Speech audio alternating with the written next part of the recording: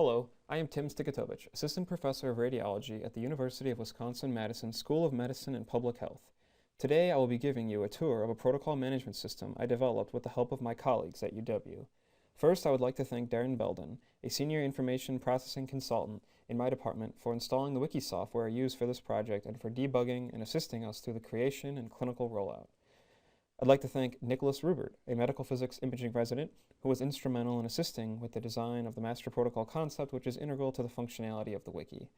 I'd like to thank Amanda Ciano, our hospital's lead CT technologist, who guided the development of the Wiki with respect to the usability for the end user, the technologists, who refer to this Wiki site for almost every patient scan.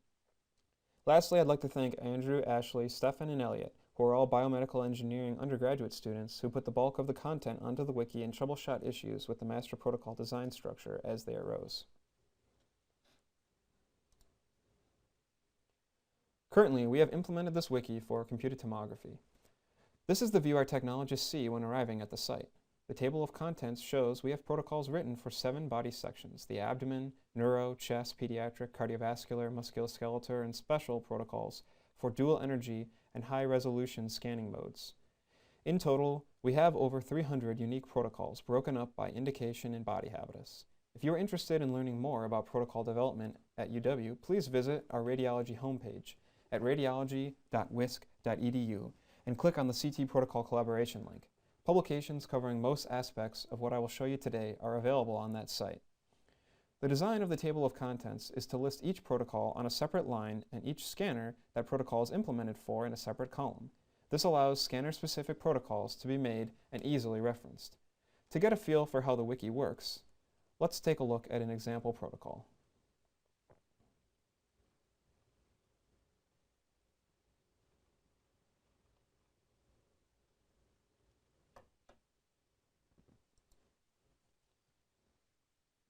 Here is our virtual colonoscopy protocol. What you notice first is the table of contents at the top of the page.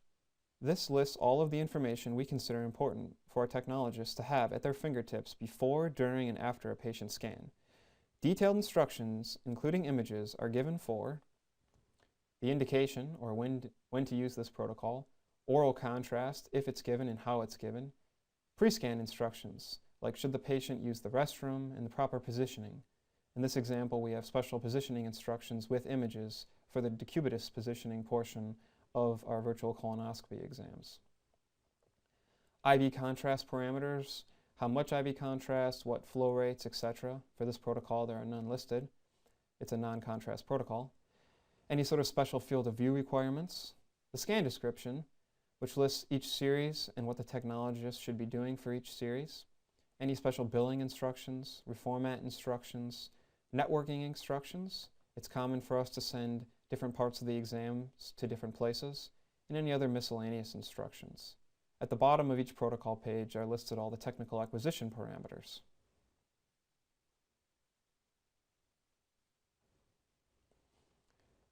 Not all of our protocols have images to assist our protocols. Only those protocols requiring special reformats or patient setups, which we have learned organically over time, technologists need additional assistance with. If we go back to the table of contents, let's look at another protocol.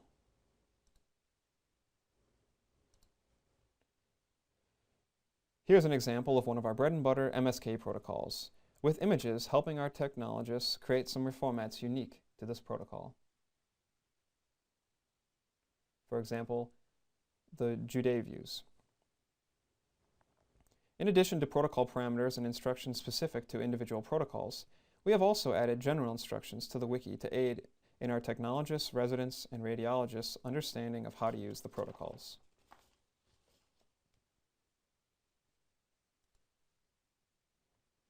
Here you can see that for each of our protocols, we have listed the philosophy behind when to order it and any special considerations for its use. I'll read you the low-dose renal stone flank pain as an example. This protocol is intended for follow-up of patients with known kidney stones. Those status post-lithotripsy or those presenting to the ER with typical flank pain are also known to have kidney stones.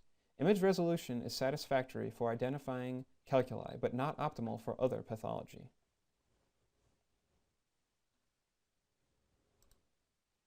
Another example of extra instructions is in our section named Miscellaneous Instructions, where details like how to check creatinine levels can be found.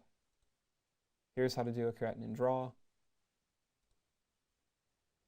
Here's the ACR creatinine screening guidelines.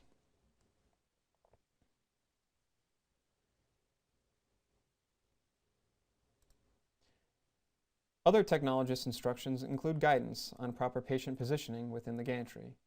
So here's for routine patient positioning, image tutorial and text, and what you saw previously, the special decubitus positioning for virtual colonoscopy. We also have instructions on how to select small, medium, and large,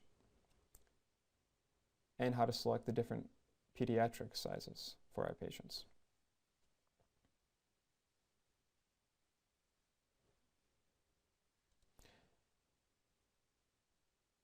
Other useful information for our technologists, like reformat labeling guidance, so radiologists' hanging protocols function uniformly across our institutions, is also shown.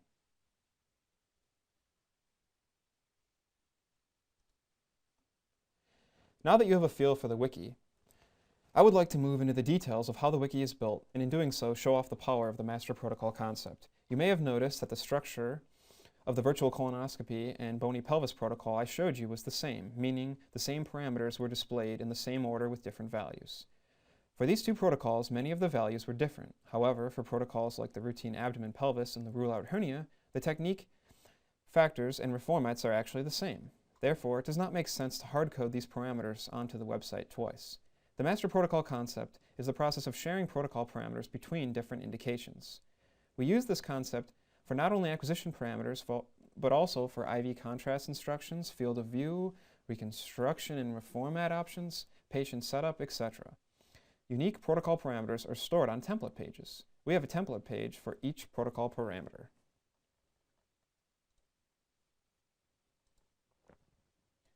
Here's a list of all our template pages.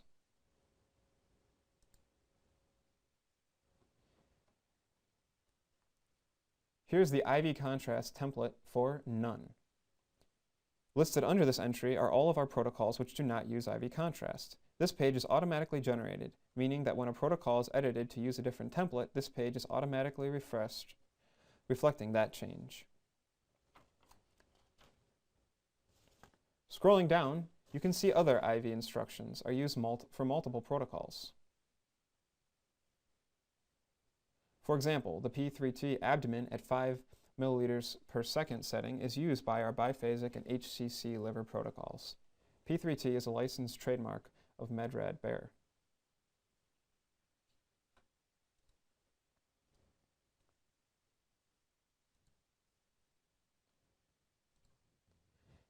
By looking at the actual source code of a protocol, you can see that no parameters are actually hard-coded onto any given scanner's protocol. Protocol-to-protocol variations are handled by using different templates, not by hard-coding instructions onto individual protocol pages. One of our key contributors to the site, Nicholas Rubert, made scripts which automatically propagate changes made on one scanner's instructions to all other scanners. This means you only have to edit one scanner's clinical instructions to change all the other scanners. Furthermore, Nick's scripts allow one to see all the protocols using a given template, important information to have when changes to the template are being made. Hopefully by now you can realize the power of using the Wiki. Before the Wiki, we maintained 6 different sets of protocol documents, one for each body section for each site our radiologists read for. This resulted in hundreds of pages of protocol documentation.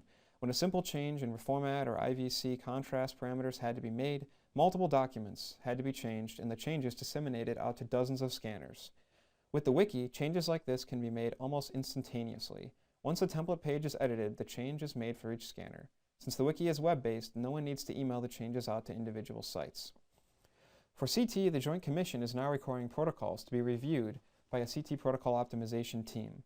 Since the Wiki inherently keeps track of all edits and allows for users to leave comments as to why they are making changes, it is perfect for managing one's CT protocols as it enables easy compliance with Joint Commission guidelines.